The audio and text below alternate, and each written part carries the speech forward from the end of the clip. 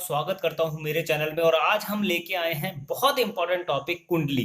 देखिए, कुंडली जो है वो देखना अगर आप जान गए तो 90% आप अपनी जीवन की समस्याओं का स्वयं ही समाधान कर लेंगे। क्योंकि कुंडली जो है वो है ज्योतिष विज्ञान। विज्ञान शब्द इसलिए इससे जोड़ा है क्योंकि ये साइंस है। ये कोई ऐसी बात नहीं है कि कोई आध्यात्म नहीं है, कोई ऐसी बात नहीं है कि यूं ही बोल दी गई है। यह बात है बिल्कुल 101% विज्ञान पर आधारित। यानी अगर आप कुंडली देखना सीख गए और आपने लोगों की स्टडी करनी स्टार्ट करी, कुंडली के आधार पर आपने उनका जीवन देखना स्टार्ट करा, तो आपको पता चल जाएगा कि जैसे जैसे ग्रहों की स्थिति चेंज होती है, दशाएं और महादशाएं चेंज होती है, वैसे वैसे उसके जीवन में परिवर्तन आते हैं। एक रोड पर खेलने वाला व्यक्ति कैसे एक इंटरनेशनल खिलाड़ी बन जाता है, और कैसे एक छोटा सा आदमी जो होता है वो बॉलीवुड का स्टार बन जाता है, हॉलीवुड का स्टार बन जाता है। तो ये कैसे पॉसिबल होता है? ये सारी चीजें ग्रहों की स्थिति चेंज होने पर पॉसिबल होती है। और आज मैं आपको 90% कुंडली देखना इस वीडियो में सिखा दूंगा। अगर आपने ये वीडियो पूरी देखी, कंप्लीट देखी, तो 101% आपको आज कुंडली विवेचन करना, कुंडली देखना आ जाएगा। और आप अपनी स्वयं की कुंडली देखकर भी, अपनी ग्रहों की स्थिति देखकर उसके अकॉर्डिंग अपने जीवन में आप हर चीज का समाधान ढूंढ पाएंगे। तो स्टार्ट करते हैं आज का टॉपिक। अगर आप पूरी वीडियो देखते हैं तो मैं आपको गारंटी दे रहा हूं आज आप 101% कुंडली देखना सीख जाएंगे। देखिए, सबसे पहले मैं आपको बता देता हूं कि राशियां जो होती है वो फिक्स सीक्वेंस में होती है, एक सीरीज में होती है, वो अपनी जगह नहीं बदलती है। इसको समझना बहुत जरूरी है। तो राशियां मैं आपको बता देता हूं। सबसे पहली फर्स्ट नंबर की जो राशि है वह है मेष। मेष राशि जो है इसके स्वामी है मंगल देव। और मंगल देव को दो राशियां मिली हुई है, वो कौन सी है वो भी मैं आपको क्लियर करने वाला हूं। सेकंड नंबर की जो राशि है हमारे, वह है वृषभ। इसको वृष राशि भी कहते हैं, वृषभ राशि भी कहते हैं। और इसके जो स्वामी है, मालिक जो है इस राशि के, वह है शुक्राचार्य, यानी कि दानवों के गुरु। इसके अलावा जो तीसरे नंबर की जो राशि है, थर्ड नंबर की जो राशि आती है, वह है मिथुन। मिथुन राशि जो है उसके स्वामी है बुध देव, गणेश जी। यानी बुध देवता जो है उनको, बुध जो ग्रह है इनको इस राशि का स्वामी बताया गया है। और चौथे नंबर की जो राशि है, फोर्थ नंबर की जो राशि है, वह है कर्क। कर्क के स्वामी है चंद्र देव, यानी कि हमारे चंद्रमा जो है, चंद्र ग्रह जो है वो। पांचवें नंबर की जो राशि है, फिफ्थ नंबर की जो राशि है, वह है हमारी लियो, यानी सिंह। स्वामी है इस राशि के सूर्य देव, हमारे सूर्य देव, जिससे पूरा संसार चलता है, आज ऊर्जा जो हमें मिलती है। सिक्स नंबर की जो राशि है वह है यहाँ पर कन्या। और सेकंड, दो बार इस एक ही राशि को, इस राशि को और एक और राशि है मिथुन, इन दोनों का स्वामी जो है वो बुध देव ही है। यानी कि देखिए, बुध देव को एक तो मिथुन राशि मिली हुई है और एक राशि है कन्या। इसके अलावा सेवंथ नंबर की हम राशि की बात करें तो वह कहलाएगी तुला। तुला राशि के स्वामी है वापस शुक्राचार्य, शुक्रदेव। उनको वृषभ राशि भी मिली हुई है और तुला राशि भी है इनके पास। इसके अलावा जो आठवें नंबर की जो राशि है वो वापस मंगल देवता, यानी मेष राशि जो मंगल देव को मिली हुई है, मंगल ग्रह को जो मिली हुई है, वो वापस आठवें नंबर की राशि मिली हुई है, जिसे हम लोग कहते हैं वृश्चिक। वृश्चिक राशि के बाद नाइन्थ नंबर की जो राशि है वह कहलाएगी यहाँ धनु। स्वामी है धनु राशि जो है, उनके मालिक जो है वो मालिक है यहाँ पर बृहस्पति देव। 10वें नंबर की जो राशि है वह है मकर। इसके मालिक जो है वो है शनि देव। 11वें नंबर की जो राशि है वह है यहाँ पर कुंभ। कुंभ राशि के वापस जो मालिक है वह है शनिदेव। शनिदेव को दो राशियां मिली है, मकर और कुंभ। इसके अलावा जो 12वें नंबर की राशि है वह है यहाँ पर मीन। बृहस्पति देव को ये राशि मिली है। देखिए, अब आप इस राशियों की सीरीज को वापस समझ लीजिए। मेष राशि जो है यहां पर इनको दो राशियां मिली है, पहली मेष राशि, फिर वृश्चिक राशि। वृषभ राशि जो है इनको भी दो राशियां मिली है, यहाँ पर वृषभ और तुला, शुक्राचार्य जी जो है उनको। इसके अलावा जो मिथुन राशि है इनको भी दो राशियां मिली है, पहली मिथुन, दूसरी मिली है कन्या। बुध देव जो है, बुध जो हमारे ग्रह हैं, उनको दो राशियां मिली है। इसके बाद यहाँ पर सिंह जो है, यानी कि सिंह राशि जो है, सूर्यदेव, इनको एक राशि मिली है। कर्क यानी चंद्रदेव, इनको एक राशि मिली है। देन उसके बाद धनु, हमारे जो बृहस्पति देव हैं, उनको दो राशियां मिली है, धनु और मीन। और शनि देव को भी यहाँ दो राशियां मिली है, मकर और कुंभ। तो यहाँ पर दो दो राशियों वाले ग्रह हैं और दो ग्रह ऐसे हैं जिनको यहाँ पर एक एक राशि मिली है, सूर्य देव को और चंद्र देव को। यह समझना बहुत जरूरी है और इनकी सीक्वेंस फिक्स है। अगर कहीं भी आपकी कुंडली में 8 नंबर लिखा है तो आप आंख बंद कर कर ये समझ लीजिए वहां वृश्चिक राशि, यानी उस घर को मालिक बनाया गया है वृश्चिक राशि को, और वृश्चिक राशि जो है उसके जो स्वामी है यहाँ पर वो है मंगल देव। इसी तरह से कहीं भी कुंडली में 12 नंबर लिखा है तो समझ लीजिए वहां पर मीन राशि है, कहीं पर 1 नंबर लिखा है तो मेष राशि है, 2 नंबर लिखा है तो वृषभ राशि है। तो ये राशियों की सीरीज है, ये बदलती नहीं है, नंबर के अकॉर्डिंग इन्हें पहचाना जाता है और नाम के अकॉर्डिंग नंबर से हम आप इनको समझ सकते हैं, यानी नंबर और नाम दोनों से हम इनका कॉम्बिनेशन समझ सकते हैं कैसे भी। इसके बाद नेक्स्ट यहाँ पर बहुत इंपॉर्टेंट चीज, आपकी कुंडली में हर जगह पर आप देखेंगे एक चीज लिखी होगी, डिग्री। इसको समझ लीजिए, अगर इसको समझ लिया तो बेसिक आपका पूरा कुंडली का क्लियर हो जाएगा। डिग्री क्या है यहाँ पर, देखिए 0 से लेकर 6 नंबर तक जो डिग्री आती है वह कहलाती है बाल अवस्था, जो हमें रिजल्ट देती है 25%। इस चीज को आपने अगर समझ लिया, इस कैलकुलेशन को समझ लिया तो आपको बहुत सी चीजें क्लियर हो जाएगी। देन उसके बाद नेक्स्ट नंबर जो है वो है यहाँ पर कहलाएगा 6 से लेकर 12, 6 नंबर में ये डिवाइड है, 6 डिग्रियों में डिवाइड है, टोटल डिग्री होती है एक ग्रह की 30। तो यह जो ये अवस्था कहलाती है युवा अवस्था में जो रिजल्ट मिलते हैं 50% रिजल्ट मिलते हैं। फिर 12 से लेकर जो 18 डिग्री है वह कहलाएगी पूर्ण युवा मतलब 100% मैच्योरिटी, और यहाँ पर रिजल्ट मिलेंगे आपको 100%। अगर 12 से 18 के बीच में कोई भी ग्रह है तो ये समझ लीजिए आपको 100% उसके रिजल्ट मिलने वाला है। देन उसके बाद 18 से लेकर 24 डिग्री तक अगर कोई भी ग्रह है तो वह थोड़ा सा आपको जो अवस्था मिलेगी वो मिलेगी प्रौढ़ अवस्था, और उसमें आपको जो रिजल्ट मिलने वाले हैं वो आपको लगभग रिजल्ट मिलेंगे वापस 50%। फिर आपको डिग्री, जो नेक्स्ट डिग्री आपको देखनी है वह यहां से चलेगी 24 से लेकर 30 डिग्री मान लीजिए, या आप 29 डिग्री मान लीजिए, लास्ट 30 डिग्री है, ये कहलाती है यहाँ पर व्रत अवस्था। इस व्रत अवस्था में आपको रिजल्ट मिलेंगे 25%। तो कुछ इस तरह की सीरीज है, इस तरह का सिस्टम है, इतने डिग्री के अकॉर्डिंग इतना रिजल्ट। अब आप समझ लीजिए आपके योग बने मकान के, घर के योग बने, तो आप इस चीज को समझ लीजिए अगर आपका घर का योग बन रहा है तो उस कंडीशन के अंदर अगर 12 से 18 डिग्री का कोई ग्रह है और घर का योग बन रहा है तो आपके बहुत अच्छा आलीशान मकान बनेगा। अगर डिग्री 6 से 12 या 18 से 24 है तो थोड़ा कम बजट का मान लीजिए छोटा मकान बनेगा, और उससे कम डिग्री है तो उससे कम बजट का। तो डिग्रियों के अकॉर्डिंग हमें रिजल्ट मिलते हैं जब दशाएं और महादशाएं चलती है, और इसमें भी अगर 0 डिग्री से लेकर 1 या 2 डिग्री तक अगर कोई ग्रह है तो वो आपको 0% ही रिजल्ट देगा, और अगर कोई डिग्री है 29 और 30 तो ये भी आपको 0 डिग्री ही रिजल्ट, 0% ही रिजल्ट देगा। इस चीज को भी आप समझ लीजिए, इन दो चीजों को भी आप समझ लीजिए। तो कुंडली में हमें राशियों की सीरीज समझनी है, उसके बाद ये डिग्री समझनी है। और अब हम बात करते हैं कुंडली का जो चार्ट है। कुंडली के चार्ट में आपको देखनी है लग्न कुंडली, जहां पर लग्न लिखा है, लय और डॉट लिखा है।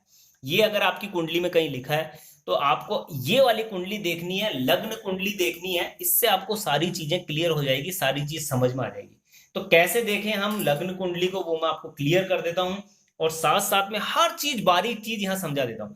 देखिए ये घर है, ये फर्स्ट हाउस है, मैं यहां लिख देता हूं फर्स्ट, ये सेकंड, ये दूसरा घर, ये थर्ड, तीसरा घर, ये फोर्थ, चौथा घर, ये फिफ्थ, पांचवा घर, ये सिक्स्थ, छठा, ये 7th हाउस, ये 8वां घर, 8th हाउस, ये 9th हाउस, ये 10th हाउस, ये 11 हाउस,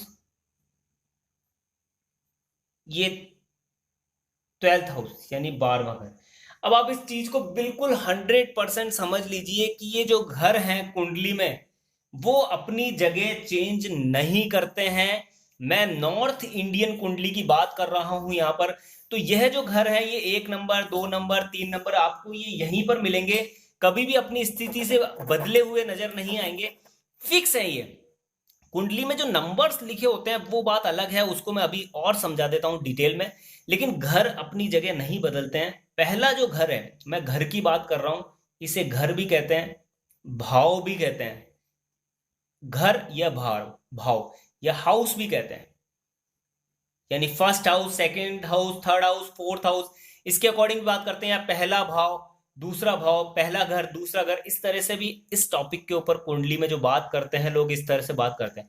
तो ये जो हाउस है ये अपनी जगह नहीं बदलते हैं, और जो साउथ इंडियन कुंडली है उसके अंदर घर जो है वो बदलते हैं, लेकिन राशियां एक जगह फिक्स रहती है। और यहाँ जो नॉर्थ इंडियन कुंडली है उसके अंदर राशियां परिवर्तित होती है। अब देखिए, घर फिक्स है, आप इस चीज को समझ लीजिए, पहला घर, दूसरा घर, तीसरा घर, चौथा घर। अब कभी कभी आपकी कुंडली में यहां पर लिखा रहता है 2 नंबर, 2 नंबर।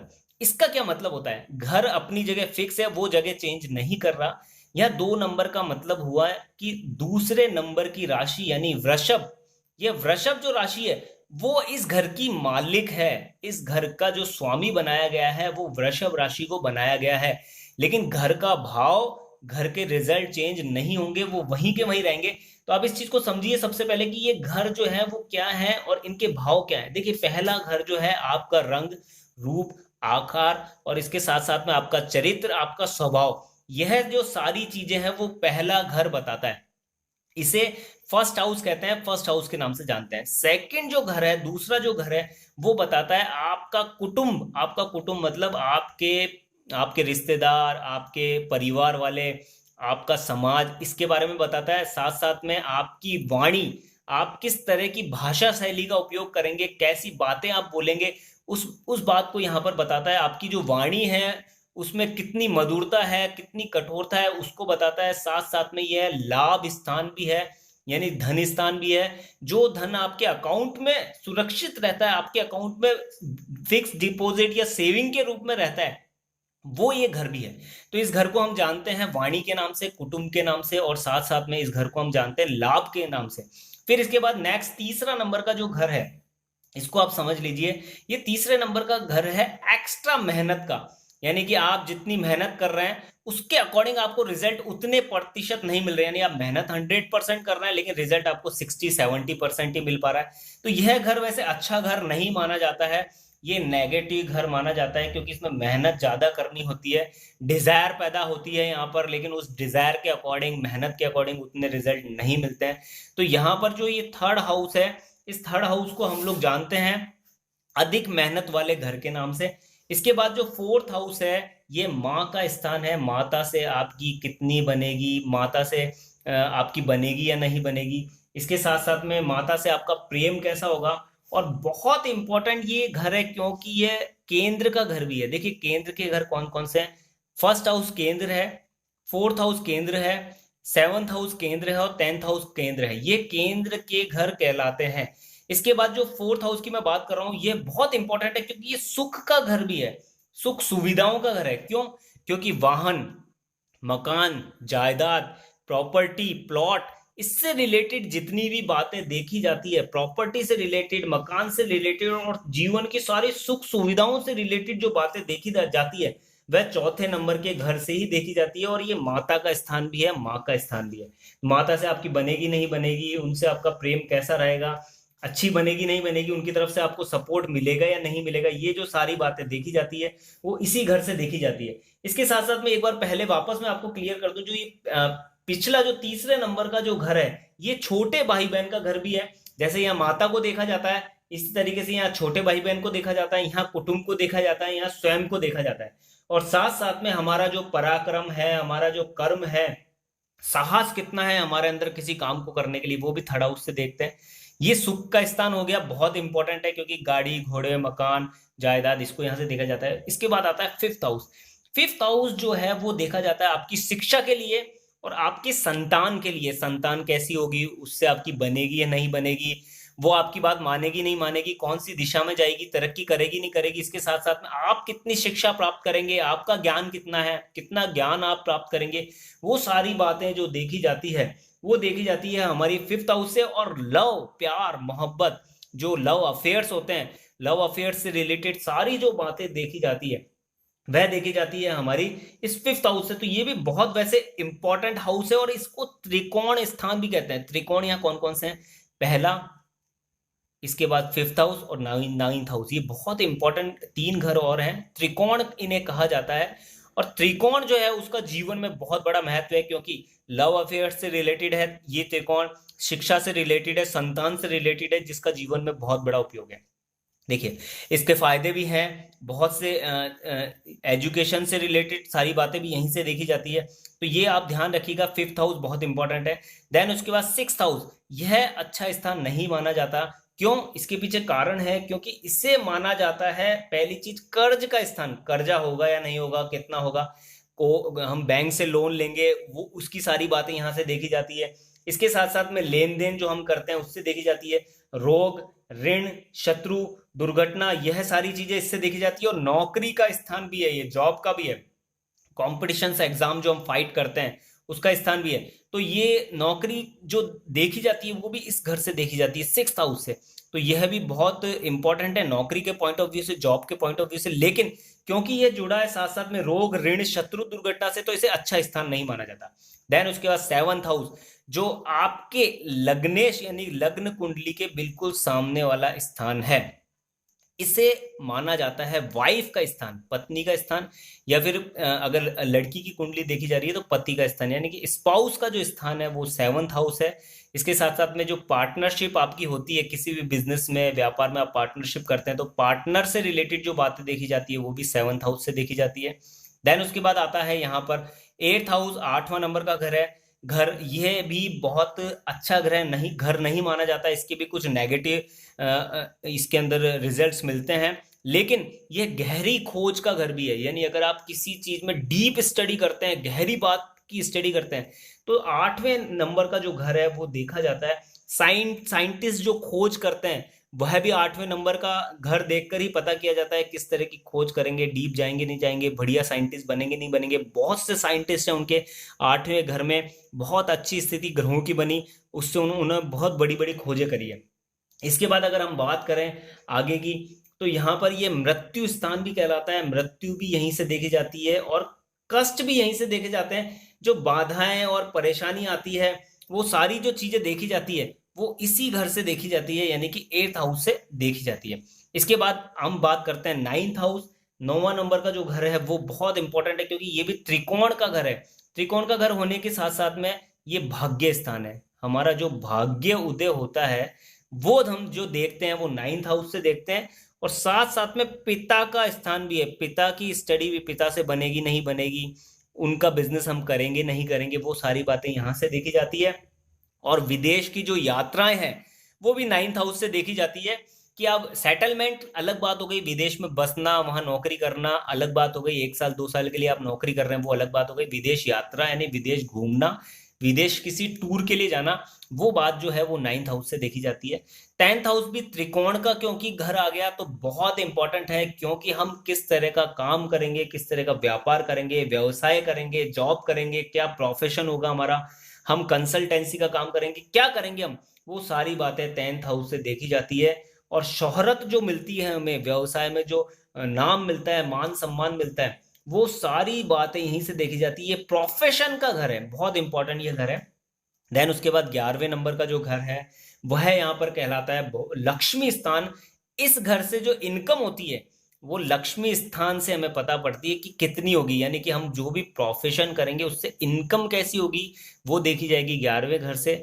और वो सेविंग के रूप में जो बचेगी वो सेकंड हाउस से देखी जाएगी, कि हम इनकम करेंगे वो सारा पैसा कहीं खर्च तो नहीं हो जाएगा, बचेगा तो कितना बचेगा वो सेकंड हाउस से पता पड़ेगा, क्योंकि ये धन स्थान है। देन उसके बाद 12वां जो घर है ये भी अच्छा स्थान नहीं माना जाता, क्योंकि यह जेल की यात्रा का स्थान है। जेल की अगर किसी को यात्रा करनी पड़ गई, जेल केसेस जो हो गए उसके ऊपर कारावास, इसके साथ साथ में व्यापार में घाटा, ये सारी बातें इस घर से देखी जाती है। और साथ साथ में यह भी देखा जाता है कि पति पत्नी कितना साथ रहेंगे, कितने समय तक साथ रहेंगे, उनमें बनेगी नहीं बनेगी, वो भी इस घर से देखी जाती है। साथ साथ में खर्चों का घर भी है, व्यय स्थान भी इसे कहते हैं, तो हमारे इनकम के अकॉर्डिंग कितने खर्चे होंगे वो सारी बातें भी यहाँ से देखी जाती है। और यह विदेश का सेटलमेंट का घर भी है, तो इसमें एक पॉजिटिव बात है, विदेश सेटलमेंट, यानी बहुत से लोग अगर विदेश में बसना चाहते हैं तो उसके लिए 12th हाउस देखा जाता है। कैसे देखते हैं वो मैं आपको क्लियर कर दूंगा। तो देखिए, इसका पॉजिटिव पॉइंट है विदेश में बसना, यह नेगेटिव घर है, लेकिन इसका पॉजिटिव पॉइंट है गहरी खोज करना। यह भी नेगेटिव घर है, लेकिन इसका एक पॉजिटिव पॉइंट है बहुत बढ़िया, कंपटीशन जॉब। आप अगर जॉब फील्ड में जाते हैं, कंपटीशन फाइट करते हैं, तो उसको क्लियर करेंगे नहीं करेंगे। और यह भी नेगेटिव घर है, मेहनत ज्यादा करवाता है, लेकिन डिजायर शक्ति के द्वारा, इस अपनी मेहनत के द्वारा हम कहाँ ऊंचाइयों तक जाएंगे, कौन से मुकाम तक जाएंगे, साहस हमारा कितना होगा। जो साहस है वो जीवन में बहुत जरूरी है, क्योंकि साहस के दम पर बहुत से लोग बहुत आगे तक पहुंच जाते हैं। तो यह भी घर इंपॉर्टेंट है। तो नेगेटिव घरों में भी ये जो घर है, तीसरा है, छठा है, आठवां है और 12वां है, इसमें नेगेटिव पॉइंट के साथ भी एक एक पॉजिटिव पॉइंट है जो बहुत इंपॉर्टेंट है। यह कुंडली के हो गए घर जो कभी नहीं बदलते। अगर आपकी कुंडली में यहां पर लिखा है 3, यहां लिखा है 4, इस चीज को समझ लीजिए आप। भले ही ये घर 1 है, अब इसको भूल जाइए, आप 1 नंबर को भूल जाइए, 2 को भूल जाइए, ये जो मैंने नंबर लिखे हैं इनको आप भूल जाइए, इनको आपको ध्यान नहीं रखना। अब मैं बताने जा रहा हूं कि कुंडली कैसे रीड करें, कैसे पढ़ें हम लोग।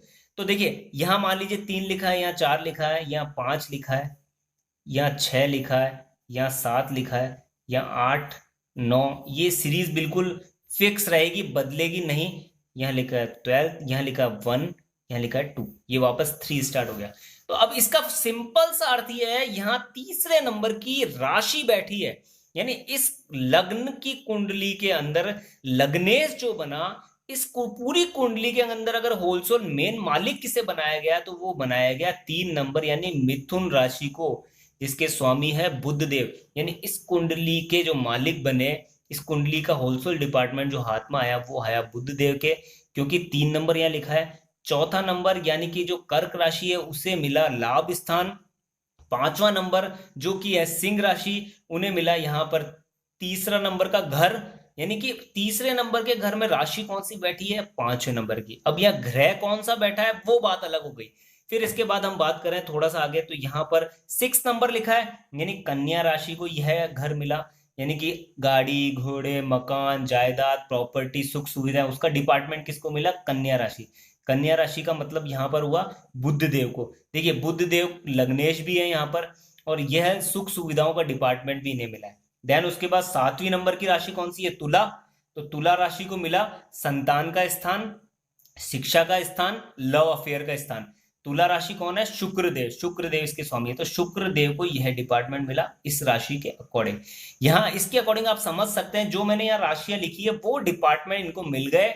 अब आपके कुंडली में कहीं पर डिग्री लिखी है, उसके अकॉर्डिंग आप उनका बल भी समझ सकते हैं। मान लीजिए एक एग्जांपल लेता हूं, यहां पर 3 नंबर लिखा है और यहीं पर बुध देवता विराजमान है। जरूरी नहीं है कि बुध देव यहीं हो, कहीं भी हो सकता है, लेकिन मान लीजिए यहीं पर विराजमान है।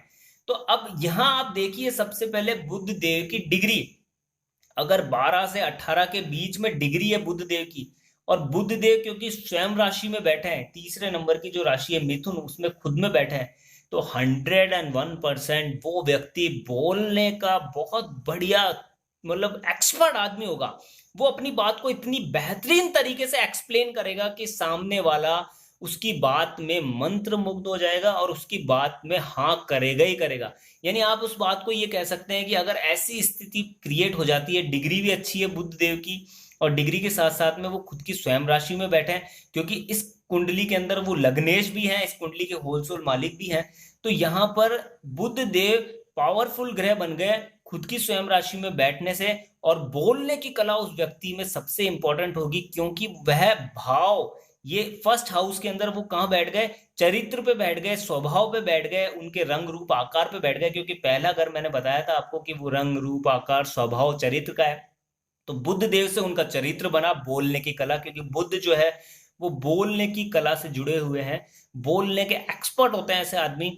मार्केटिंग फील्ड में बहुत सक्सेस होते हैं, किसी को भी कन्विंस कर सकते हैं, किसी को भी अपनी बात बहुत अच्छी तरह से